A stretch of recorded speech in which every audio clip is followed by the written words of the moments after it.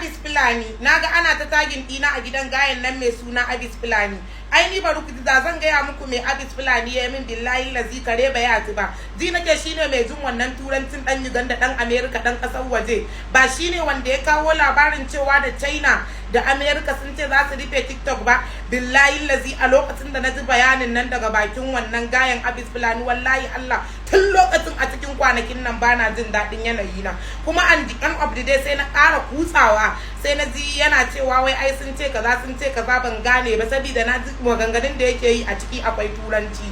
Yana cewa su ko application menene dai gashi nan dai da sauran ko menene abin da yake faɗi. Sannan ba da bayan haka ya kuma saka wata gasa ya ce duk wanda ya mai saboda ni kun san ai sele ce.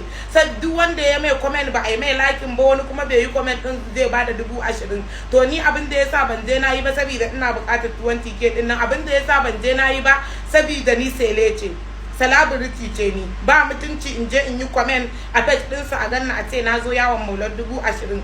Sai na saka kani na Abba Isko a je a duba comment za a gani. Na saka kani na Abba Isko na ce ya je ya mai comment saboda ni an riga an san tun da kaga a yanayin da ake ciki.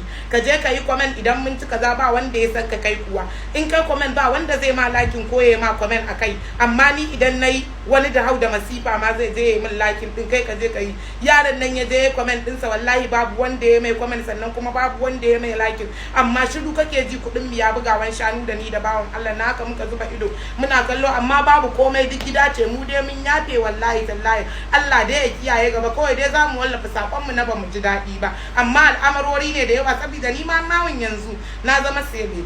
Nawun yanzu ni ma na zama tsere duk irin wannan uzurrukan da kananun uzurrukan na san su ine wa mutum saboda ni yanzu a zancen da nake yi ma fita sai dole sai na samu bodyguard saboda fita ce take neman ta gagare ni. Ya kawo wannan labarin cewa da America da China za a rufe TikTok na dinka zazzabi ina makyakkyarwa ina faduwa haka na wannan.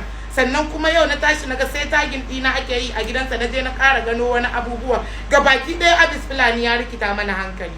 Saboda mu ba ga Allah muka dogara Abis Fulani akan wannan harka ta rufe TikTok ga kai muka dogara.